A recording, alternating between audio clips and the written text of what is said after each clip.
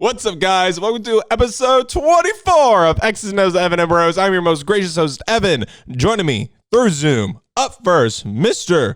Cole Parris.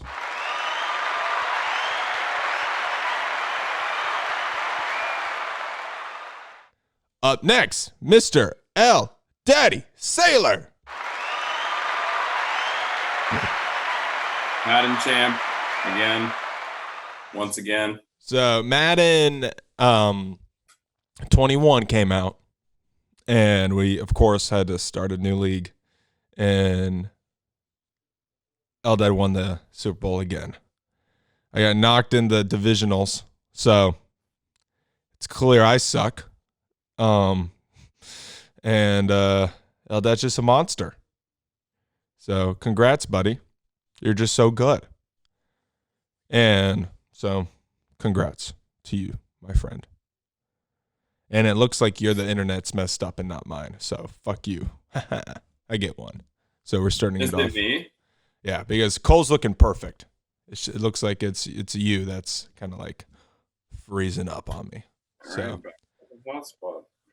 well, you're good right now. Just be careful. Let's get the show on the road, boys. X's and O's with Evan and Bros. Yeah. Got a big day. Okay, it's X's and O's with Evan and Bros. Of course, it's a talk show, man, talking about sports. The one and only Evan Miller, yeah, that's your host, doing analyzing with the side of jokes. Hey, X's and O's with Evan and Bros. X's and O's with Evan and Bros. X's and O's with Evan and Bros. Hey, analyzing with the side of jokes.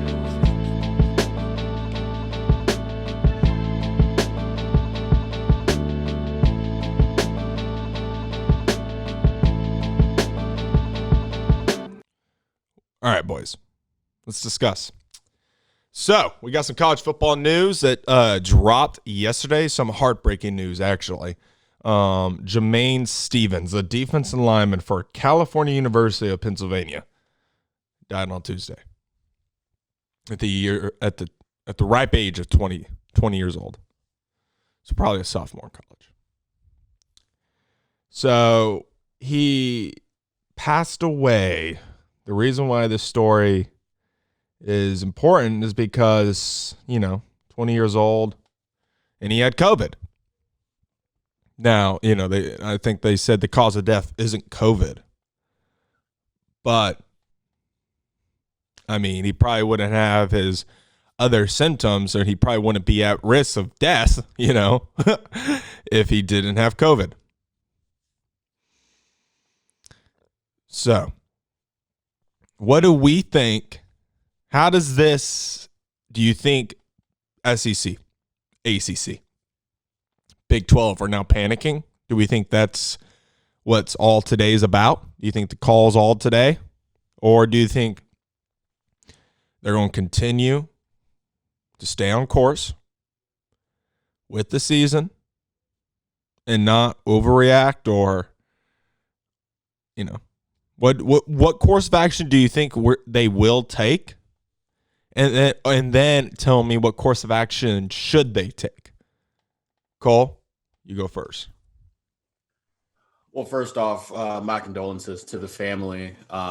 You never want to see your son go before you, and I know that's just heartbreaking. So, but all prayers to them, and I hope that they get through this difficult time. But as far as the question that you posed concerns, there's definitely being calls made across the college football landscape. There's no way that there's not, because we talked about the myocarditis in the Big Ten, and I know the Big Ten is pretty much the only conference that pretty much acted on that official linkage. But there's it's been known that pre-existing conditions kind of flare up when the immune system's compromised by the coronavirus. So I would imagine that the commissioners are, going back over and, talking to everybody, saying, the risk is very much real, and, it's fatal. Now we see it. It's here. So As far as what they should do, I honestly don't think it should change anything because, believe it or not, like they should have known this is what they were doing going forward. So I don't think that they're going to really change course. So do you think they were prepping? You think they've prepped like, hey, we might have some losses here and there? Yeah, if they didn't foresee this, I think that they were, and it wouldn't shock me because the NCAA doesn't really do their due diligence in assessing risk. But I think that they had, this contingency planned. Yeah. Okay. True. I mean, we are in what? Is this the 5th month of this pandemic? 6. So if they really weren't prepped by now, will they ever be prepped over anything? Eldad, same question posed to you. Yeah, it's just a really weird situation overall because like I was looking into more articles about it, and even his family's confused about what his cause of death was because he had told his friends a week prior that he had tested positive for COVID. Mm-hmm. But then his high school came out maybe 30 minutes after the report that he had died of COVID, and we're like, no. That's just a rumor. Like, that's not what happened. So I feel like everyone's just messing things up once again. I don't really know what's going on here. But it's not going to change anything. They're obviously going to have to address it. It's kind of why people like Lincoln Riley can't be like, yeah, we're not going to release COVID numbers because of competitive advantage. That was so stupid. Could have said anything else. He could have said any reason other. Be like player confidentiality or any. There are good reasons not to release them, but not competitive advantage. Yeah. But I mean, I don't know. It just shows that they have to be really, really careful about getting players the proper care once they get sick and just making sure nobody else dies. No, yeah, and I don't think. I mean, it's weird. You can't predict the future, but this entire year has been curveball. When you think you're ahead, California's on fire now. Literally, not just California. It's the entire West Coast, all the way up to Oregon. So it's like, and I saw that 7 people have already died from these fires. So I don't, my God, 2020, man, it just keeps, it's just one nut shot after another. You know what I'm saying? That's exactly how this has been going. All right, let's move on. Okay, we'll stay in the college football realm. Let's go on a lighter note. Let's talk about the Hiesman, because we haven't really discussed this at all on this sports show, and we are men who have just graduated college. We are college football fans. I grew up a college football fan first. That is my first love when it comes to sports. And so let's discuss. Who do we believe? Can somebody pull up the favorites real quick, Eldad? Pull up like ESPN's favorites. So while he's doing that, we agree where the favorite going into the season never wins the award. It's like, I mean, has there, I don't know. I would have to check the history. At least in recent history, the favorite never comes out on top. I think it was 2 years ago. I think they had Jared Stidham as the odds-on favorite going into the season. And look how that panned out. The dude was a 6th-round draft pick, and he just lost the quarterback battle to Cam Newton. So, history probably will repeat itself. I'm guessing Trevor Lawrence is near the top. He won't win it. Yeah, I would say so. He won't win it. I mean, there's a chance because of what he said and how he pretty much saved college football that they might just give him the award in general. Eldad, do you have the odds? Yeah. All right, so list the odds out. And I will ask after each one what we think of the odds for that one in their position. We think it's too low. We think it's too high. All right, so start with number 1. Did I tell you the odds too, or just the order of them? Do you have the odds? Yeah. Tell me the odds too. All right, Trevor Lawrence plus 200. All right, stop. Do we think Trevor Lawrence should be the odds-on favorite, and will he win it? Eldad? He should be the favorite, but no. I mean, when does the favorite win it? Yeah. Okay. Cole? Yeah, again, should be the favorite. It makes sense, but I don't think he won't be the one to win it for his team.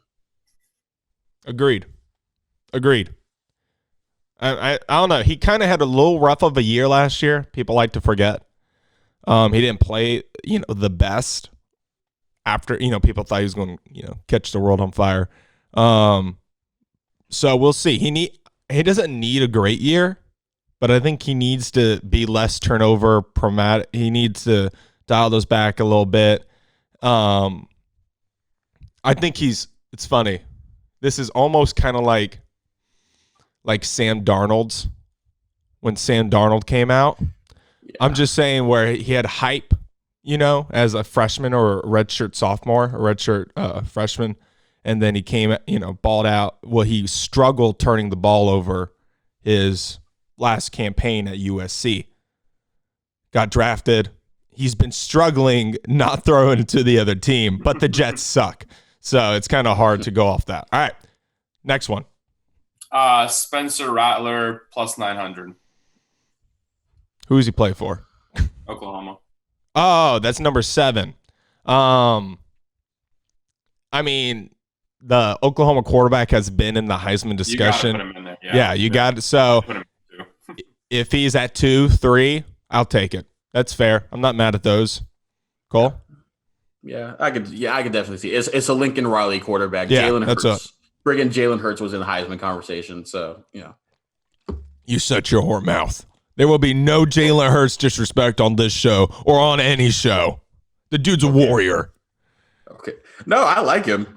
But I mean, versus Joe Burrow, Allen, so you could have Jalen Hurts. Worth it. They went to the playoffs, bro. Allen for Josh Allen. All right, next one. Who's the next odds? Who's third? Derek King plus 1,400. At Miami? Yeah. I don't know about that. I don't know about that at all. He's my pick to win it. Really? Yeah, because the last time we saw him, he put up 36 well, I guess other than the year he took the redshirt technicality. He put up his last full year. Is this Houston's former quarterback?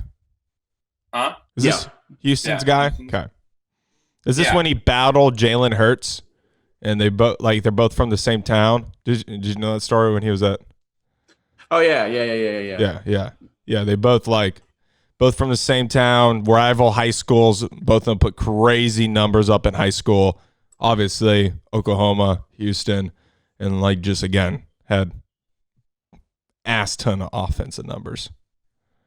But that's fine, I guess. He had 50 total touchdowns in 11 games last time he played. And he had 6 touchdowns in Miami's scrimmage, which could be Miami's defense being awful or him being really good. Cole?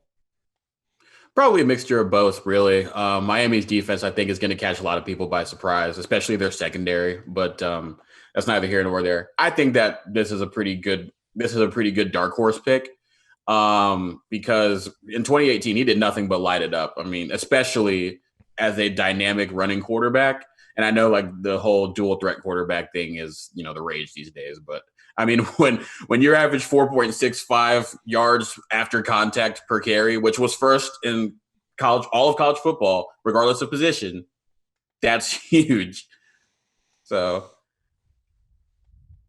Okay. You guys are kind of turning me around on it. Who's next? I think the only problem is they probably don't win enough games for him to win it. I think he'll have the stats. Who's next? But Miles Brennan, same odds. Plus oh, my God. Him and Sam Ehlinger are tied with Derek King. Oh, my God. I could see Sam Ehlinger winning it because he screams college football quarterback. He reminds me just like as Tim Tebow does. He just has that fire, you know. I think he sucks, but he has that fire. And he's the type of guy who's going to ball out in college, and then I can guarantee you he'll be nothing in the NFL. So do these odds already account for Big 12 and Pac-12? I mean, Big 10 and Pac-12. Yeah. I made sure to find odds that didn't have Justin Fields at the top because he was the odds-on favorite early on. Okay, that's what I mean. I probably would have given it to him too, at least to show up in New York. But there's also Miles Brennan, who there's no way LSU's doing that again. Oh no, I wouldn't even have him up there. No, I think LSU is going to see a significant drop off. Whether that's, I mean, their entire starting. What is one guy returning? No. Right? It's like nobody's returning. No, it's like the only in terms of skill position, the only returning. Oh, it's the corner. It's what's his face? Derek Stingley. Yeah. Oh yeah. And Jacoby Stevens. So it's like which that entire. I think their offensive line, defensive line, almost everybody's not returning. Their receiver core said nope. Yeah, literally. Terrence Marshall's still there. What does that say about the guy throwing them the ball? Right. It's like I don't want to be catching balls so that guy. Jamar Chase said, "You're not Joe Burrow." It's like the JR. Danny Etling. It's the JR meme. You know, he's like has the glasses or whatever. He's squinting, and he's like, I don't know. All those guys are interchangeable to me. None of them will be hosting the Hiesman Trophy. So, who's next? Jamie Newman. Plus 1,600. R.I.P. Next. Mac Jones plus 1,600.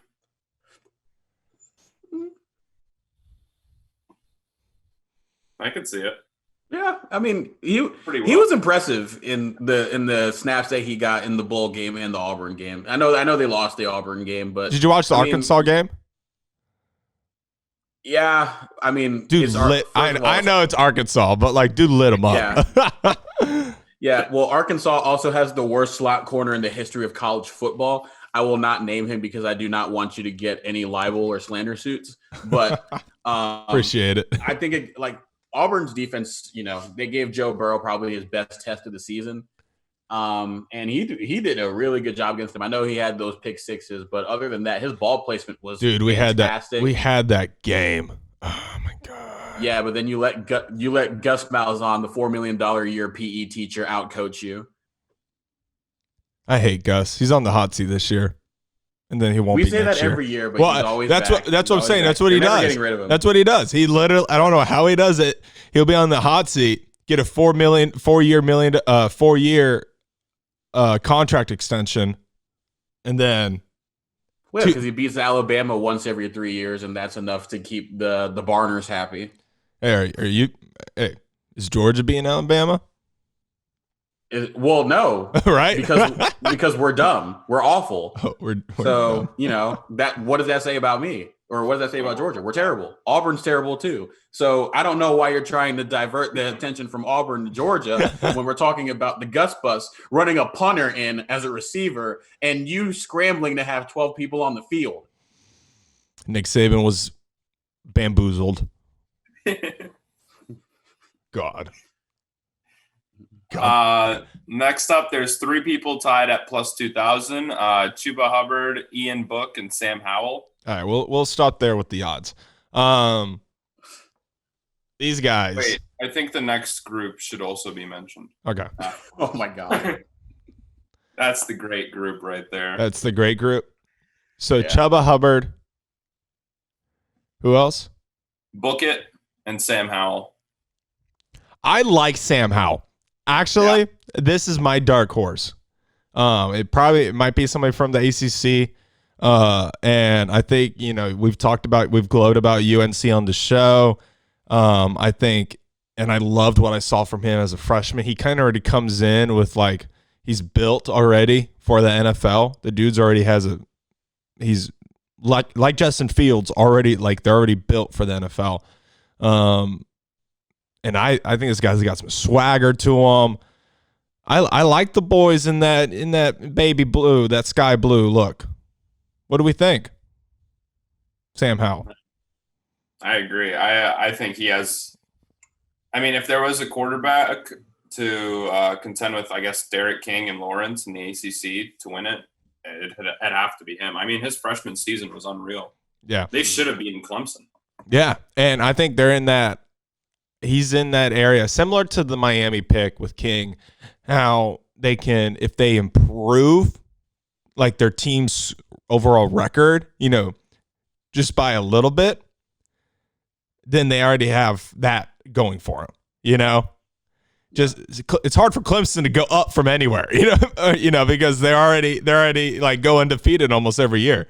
So yeah, and Trevor's playing against the standard he's already set. That's probably why he's not going to win it anyways. Yeah, exactly. That's tough.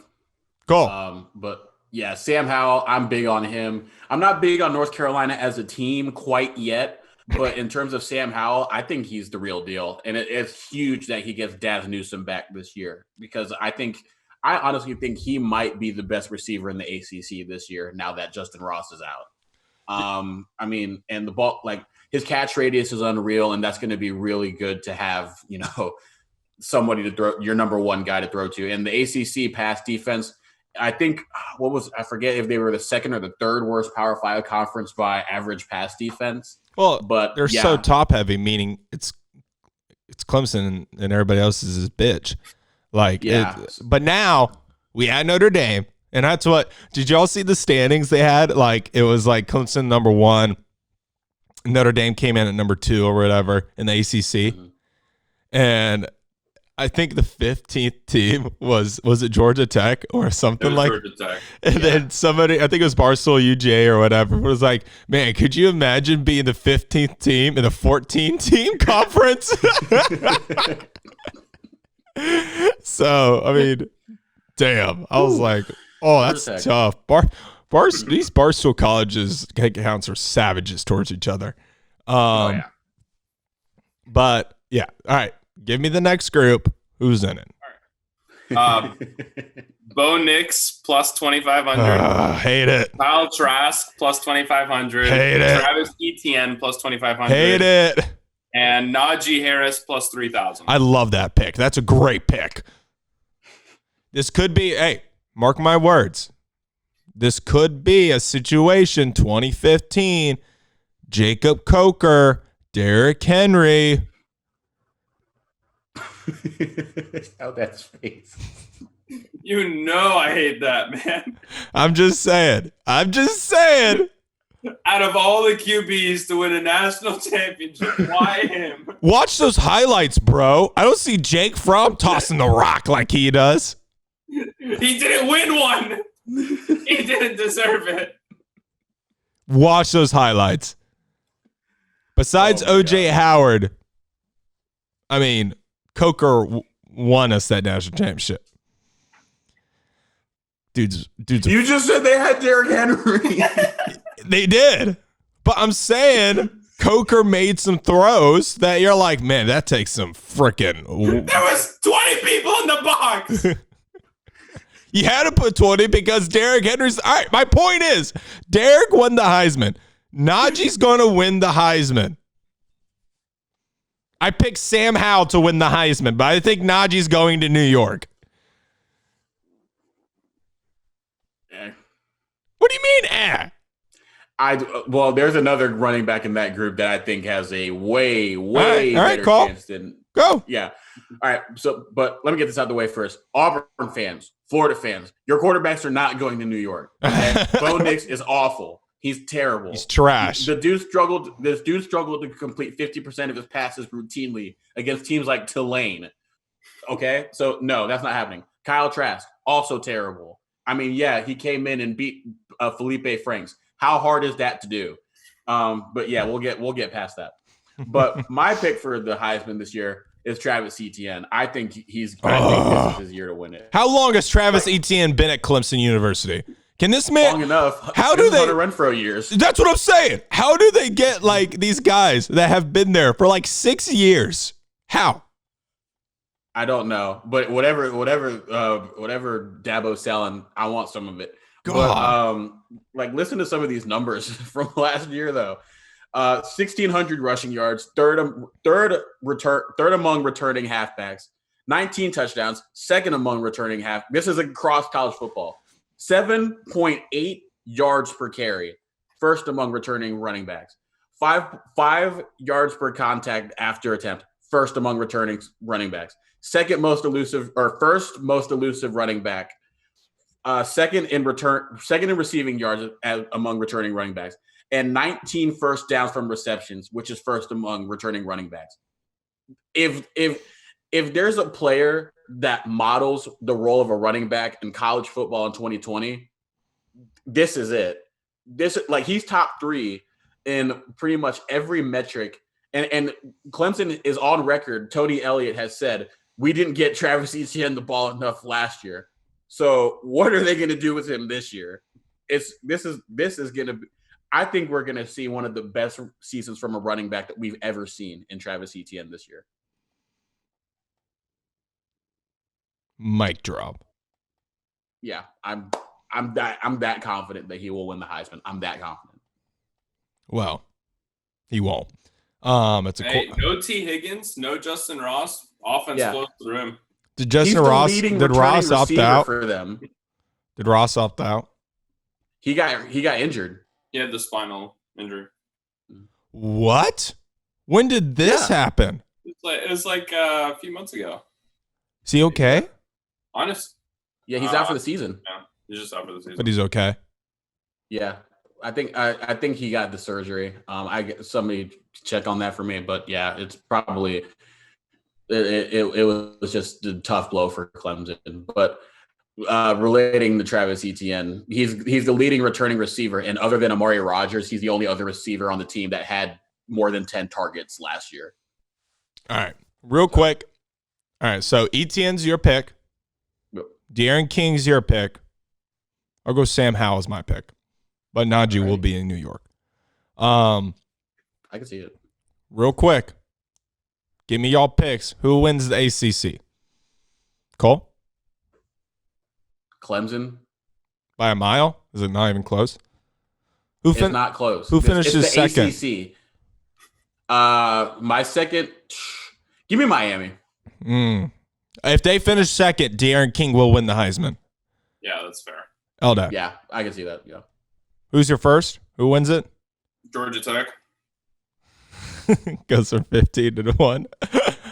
No, I mean Clemson. Clemson's got it. And then I don't know. I'll go Notre Dame off of just beating up on like Georgia Tech and all those other awful. I would go UNC. Go UNC. I think they will shock it and go second, and then Notre Dame right below them.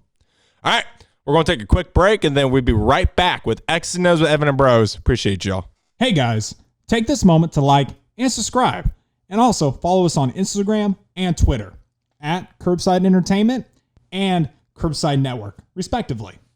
You can also find us on Spreaker, Apple Podcasts, and Spotify. What's up, guys? Welcome back to X's and O's with Evan and Bros. I'm your most gracious host, Evan. All right. So we're going to move on. A little NFL talk. And we have a football game tonight, boys. Maybe. It's not registered. Maybe. And it's funny. I was on Twitter this morning or yesterday, and everybody was like, the NFL has not marketed this game at all. They have not let anybody know. This has gone under the radar as incognito as it could possibly go. And they're saying they don't want to bring any attention to it. Like no, protest anything. No COVID talk. No, like anything under the sun you could think of. It's like they do not want anybody talking about this game. But it's Kansas City and Houston Texans. Yeah, I mean, that's a great game. It's a great so if it happens tonight, that's incredible. Usually the season starts out with some super awful game, like a Jets Browns Thursday night primetime.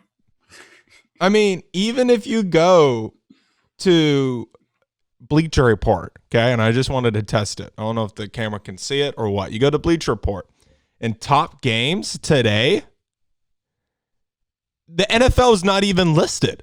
Like the Kansas City Chiefs and Houston Texans aren't even listed. Weird, man. Weird times. Like, that's insane.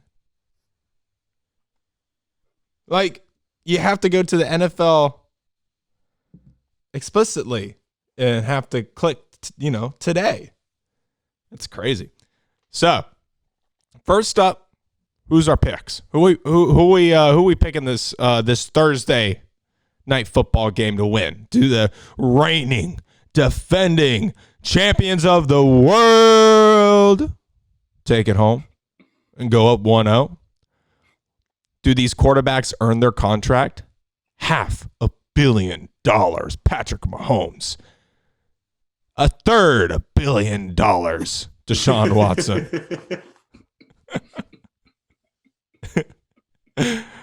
Are we going? Maybe he's a fourth. I don't know. But who we liking in this matchup? Cole, you go first. I'm going to take the Chiefs in this matchup because, first of all, Bill O'Brien pretty much traded away their entire offense with DeAndre Hopkins. And it's not to say I don't trust Deshaun Watson at all. I think he's a fantastic quarterback. But, I know they got Brandon Cooks in return. They have Will Fuller. But I think that they just won't be able to keep up with the Chiefs. And we saw what happened when they had DeAndre Hopkins and they had a whatever lead that they had. It didn't matter because the Chiefs were able to score like 50 by halftime.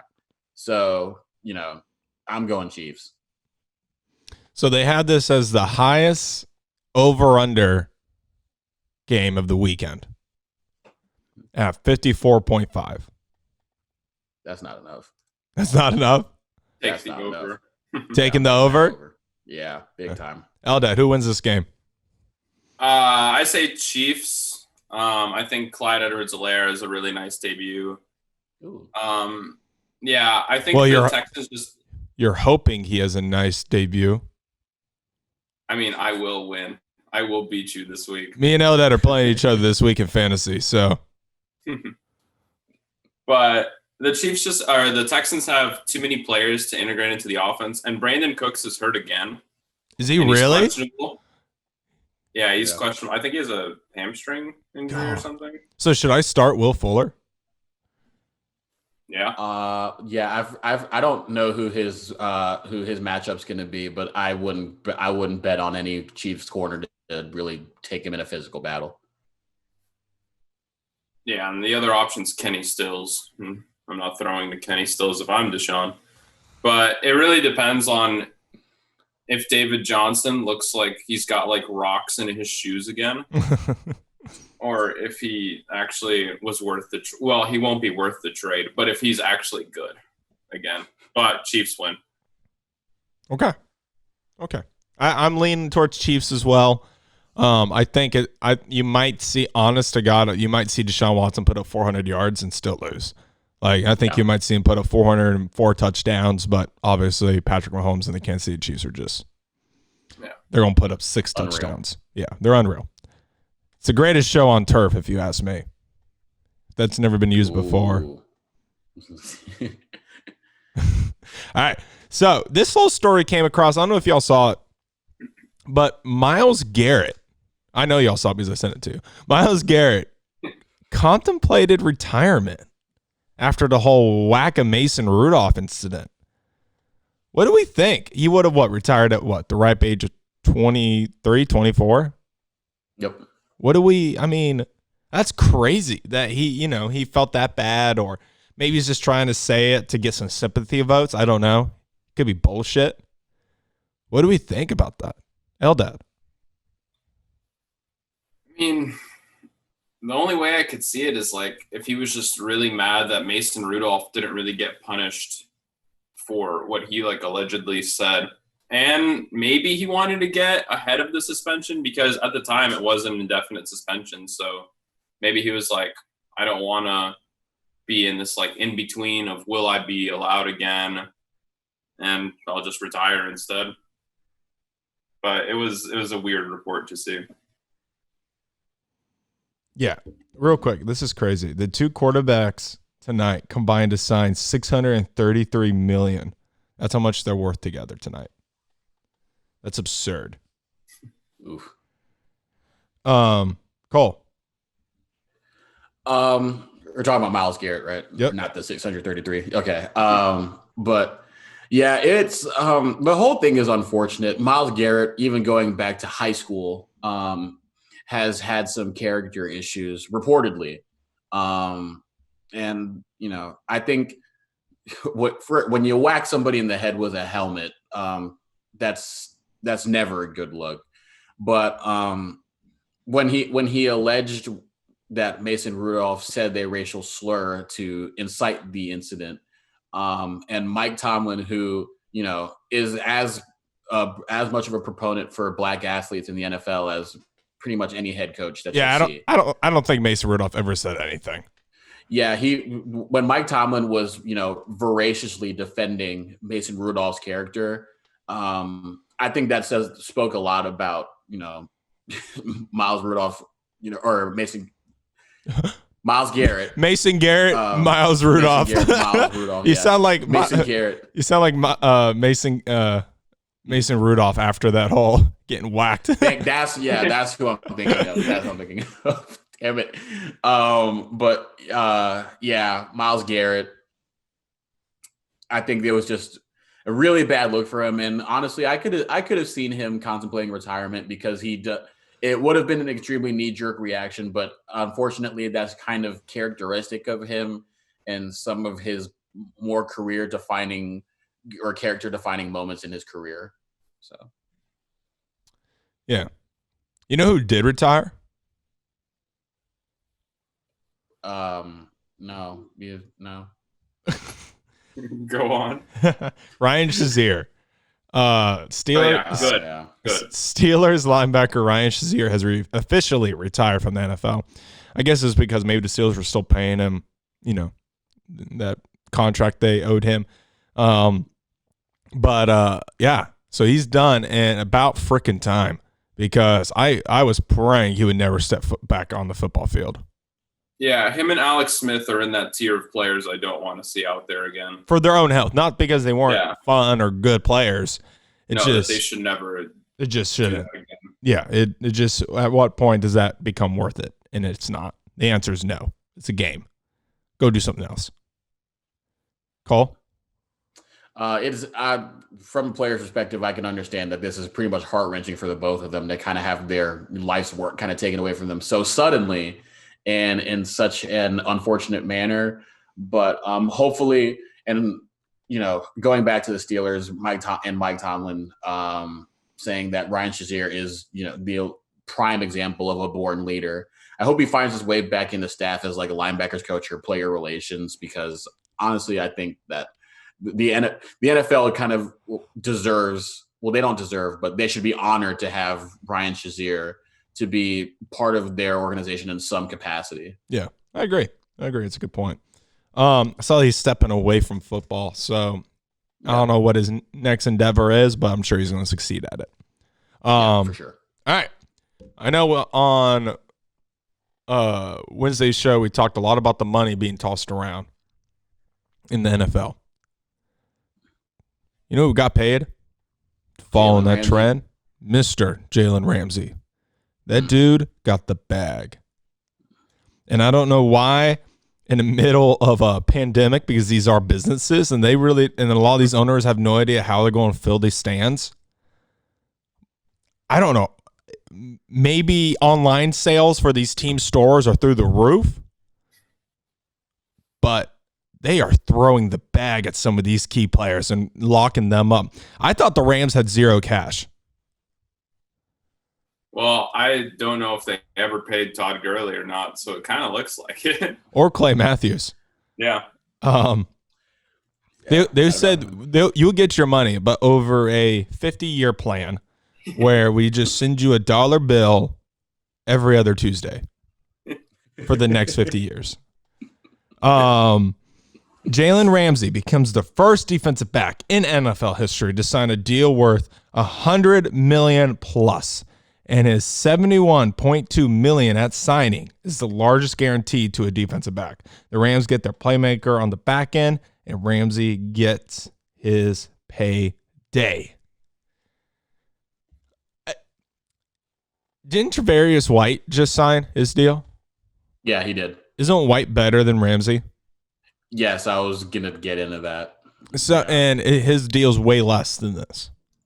Yeah, but it's still a good deal. But honestly, if you ask the average NFL fan who Tre'Davious White is, and you ask the average person who Jalen Ramsey is, I think a lot more people would have more words to say about Jalen Ramsey than they would about Tre'Davious White. Well, one plays in LA and the other plays in Buffalo. Yeah, exactly.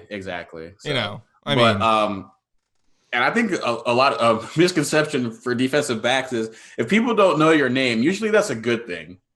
Yeah, that's fair. I feel like that. I know who Xavier Woods is because he sucks every other year. He literally goes from being a Pro Bowl corner to being the worst corner in the NFL. The dude's impressive. Eldad, is this too much money for Jalen Ramsey? Yeah, I mean, corners, like, I think they consider corner to be the third most valuable position on the field behind quarterback and O-line. Really? Or maybe it's both lines. Yeah, I think it's maybe PF. I don't remember who's. It's one of the big football websites. Metrics is like measures value, and corner is one of the. I think fourth behind the two lines. I disagree with that. They had to pay him this much money. I mean, they traded Marcus Peters and like 2 firsts and like they were stuck paying him a lot of money. I don't know if I would have gone this much money because now they have like $1 billion tied into just him and Aaron Donald on defense. Yeah, and they got to pay Cooper Kupp soon. Do they pay him? Huh? Do they pay him? Do you want Jared Goff to be good? He's not. Okay, if Cooper Kupp is there or not, Jared Goff is not going to be good. Well, then you get rid of him. That's fair. Yeah. So if it doesn't change, they just have star players, but I mean they'll sell jerseys. They won't win games. Yeah, I don't know. I feel like corner. You can kind of take a corner out of the game. Like you can. Oh, yeah, who's opposite of Ramsey? Troy Hill. That's tough. Yeah. So it's like just throw to that side of the field. But that's different from Richard Sherman because I know they play a lot of zone, and Richard Sherman is more of a zone corner and stuff like that. So they play a lot of like, this is my side of the field. If Jalen Ramsey's guarding your number one wide receiver, if he's playing man, just throw to the other 3 guys on the field. Well, that's what the Buccaneers did, where they threw it to Chris Godwin like 15 times and literally, if you Roby Coleman, who's not even there anymore. Like, let's look at say a team like Dallas, right? So say Jalen Ramsey's guarding Amari Cooper. You're telling me that Galloway and CeeDee Lamb aren't going to go off for 300 yards? Yeah. I think CeeDee Lamb would, just by what I've seen from Gallup and CeeDee Lamb, they would torch Troy Hill. Man, that's not a bad. This isn't a bash Troy Hill segment. So if you're out there listening to the show, all respect. But it's a drop. You have to admit it's a drop off between Jalen Ramsey. However you feel about Jalen Ramsey, it's a drop off between him and Troy Hill. I don't know. This Rams team goes from being in the Super Bowl, the lowest scoring Super Bowl probably in the modern era, and everybody, they went and got their guys. They're like, oh, this is gonna be such a fun, swagged out team, LA, and now they just got a bunch of bums. I mean, like they're. It's funny. The Eagles team is a very similar team from when they won the Super Bowl, right? I think they have a very almost identical roster. Except they're all hurt now. But this Rams team literally looks like nothing of when they went to the Super Bowl. Yeah. So, all right, let's go move on. Let's talk a little. I want to talk a little about the NBA. So, we're moving on. The Raptors just forced a Game 7 behind Kyle Lowry, who had to come up huge in that game with the Celtics. Do we think the Raptors pull it off and knock out the Celtics? It's funny because we're talking like how do we think the Raptors will pull it off in the higher seed? Like, they had a great, overall record. So it's like technically they should win this game, but we all agreed that Boston's better. We think. Maybe not.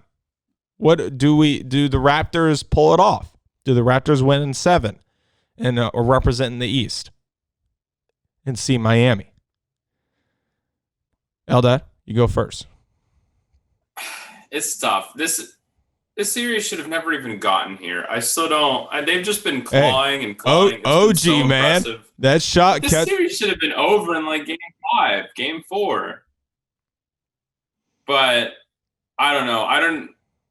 Last night when the Celtics took like I think a 4-point lead in double overtime, I was like, all right, that's it. There's no way they come back from this. And then you just need to quit speaking, Eldad. I actually didn't say it out loud this time, but it still happened. You still thought it. You're still up here in the cage. Gotta stop thinking it. But and then, well, they hit that. Marcus Smart then hits that 3, and then all of a sudden the Celtics are like, we should give up that Norman Powell 3. Let's throw 3 people at an Anunoby drive. I'm like, why? You're up 3. Dude's a LeBron stopper. But and then so when Tatum hits that 3, then Kyle Lowry comes down the court. He turns around, throws up that fadeaway, and I'm like, wow, that's it. That's one of the worst looking fadeaways I've ever seen. But that is absolutely going in. There's no way that's not going in. I was like, how does he do that? It looked like he was so off balance that it didn't matter. But I don't know. I think the Raptors win Game 7 just because the Celtics have been just tried so many times in this series. Yeah. Like, I don't know what their mindset going to this game must be when they know this. There's no reason this series should have gone. Well, it has to be demoralizing, right? Like where they should have probably, arguably, if OG didn't hit that shot, I mean, yeah, this is over. This is over like in 5, right? 0.5 of a second and you give up a corner 3. It's like the one thing you couldn't give up. Cross court, though. Yeah, literally cross court. Wide open. So I don't know. This Raptors team has impressed me. I counted them out just because I'm like a bunch of bums up there up in the north. And Cole, so you think Raptors do win this game, Eldad? Yeah. So Cole, do you think Raptors win this game? Yeah, I picked the Celtics to win this series, but first of all, Taco Fall, you're 7-5. You're there for a reason, and you didn't fulfill that reason. But, they lost that game in other ways too. But, it's funny to say the 7-5 guy didn't do his job. So anyway, the Raptors. The Raptors, like Eldad said, I mean, they just will not go away. And credit to Nick Nurse for those lineups in overtime and double overtime. I was talking with one of my friends about it, and Daniel Tice was getting those alley-oops in the lane, and we're like, well, why don't you put Serge Ibaka in to defend that? And I said, well, maybe Nick Nurse, he's definitely going for a shot creation lineup rather than just being able to give up a 2 and try to answer back with a 2. He's like, we'll give up 2, but we'll get 3 or a solid 2 at the other end to match them. So I think, Nick Nurse always experimenting with his lineups, and it paid off big. Wait, I'm just curious. Isn't that Mike D'Antoni's motto? And don't you hate Mike D'Antoni? I hate Mike. Well, first of all, it works different. First of all, it works differently for the Raptors because it's not one person holding the ball for 20 seconds in a 24-second shot clock. So there's that. Number 2, the center is not 6'5". Hey, Okay, they still have Siakam. I'm glad out we there who's finally agree. yeah. Okay, well, Get Round Mound out of there. We'll do this later. This is a Raptors segment. But Get I'm him picking out. the Raptors. Get him out of there. We're picking the Raptors to win Game 7 because Boston's got to just feel like absolute garbage after this. Yeah, I don't know how Boston morally and because they've had it, and they have watched it basically slip out of their own hands and they've played. Yeah, they had it and they lost it, and I picked the Celtics to win this series. I'll stick with the Celtics, but I would not be shocked tonight if Raptors just. Honestly, it might not even be close if the Raptors win. If the Raptors win, it's not close. I mean, the Celtics have looked better throughout the entire series, and they're in this position. Yeah. I just don't know how. Like Evan said, I don't know how Jason Tatum or Jaylen Brown comes in this game and say because they've been playing good. It's not like they've been trash. Like they've actually, again, they've played really well. Yeah, but they just got to be saying, well, what more do we have to do? Yeah. Agreed. Agreed. Let's move on. Let's talk about Clippers go up 3-1 on the Nuggets. And this series is pretty much over. People are giving Michael Porter Jr. some shit. I watched his interview. I'm not okay. His teammate grade's going down. his teammate grade for sure is going down. But I'm not. So as you see Dame reply to it. Yeah, he said he's for sure wrong. Yeah. But like I don't. That's tough because one, I don't think a lot of players like Michael Porter Jr. So that's also tough. And I guess,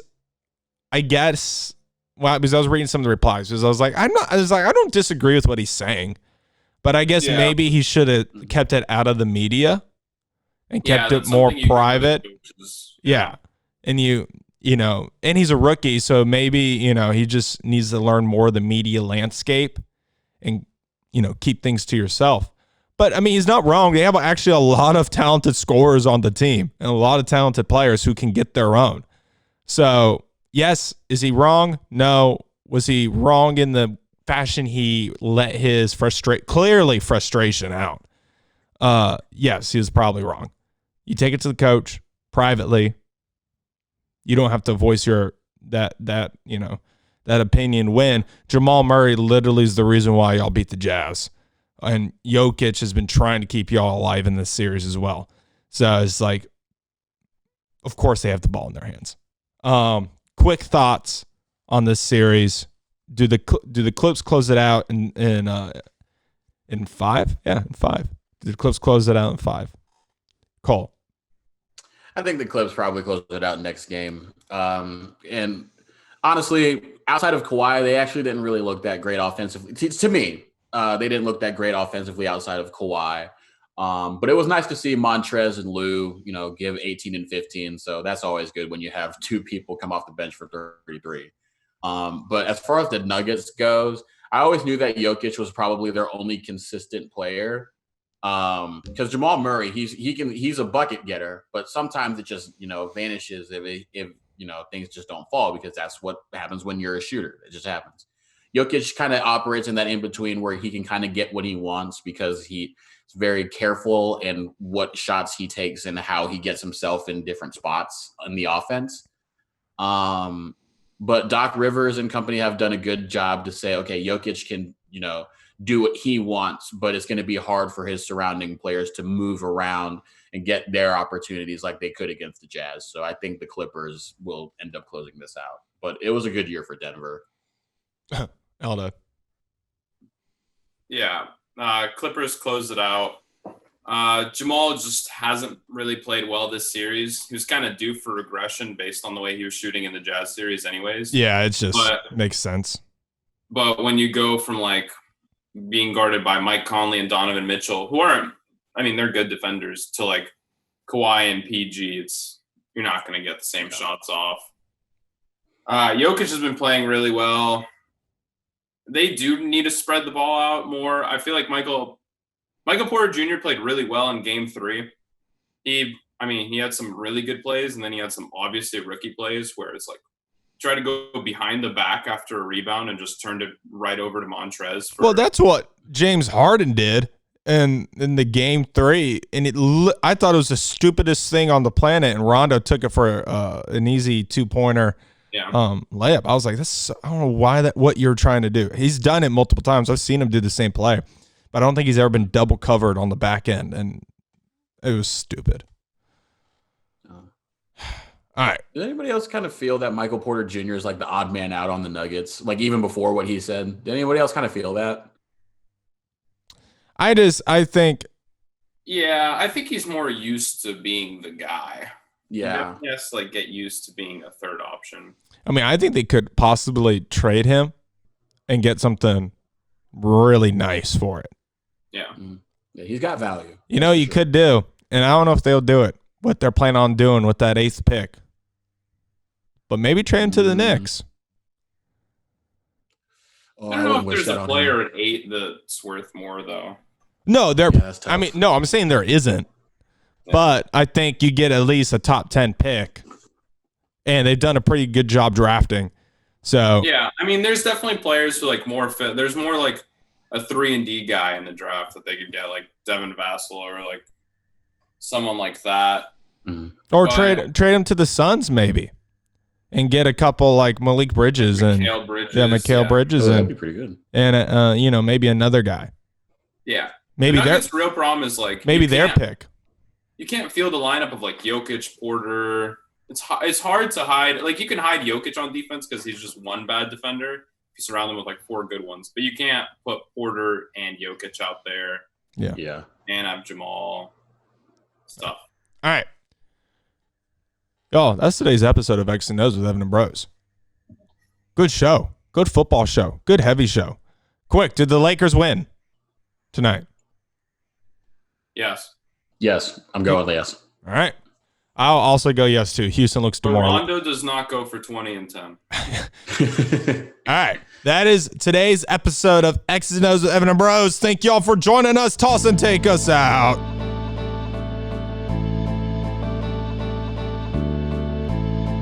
Great show, y'all. Appreciate you.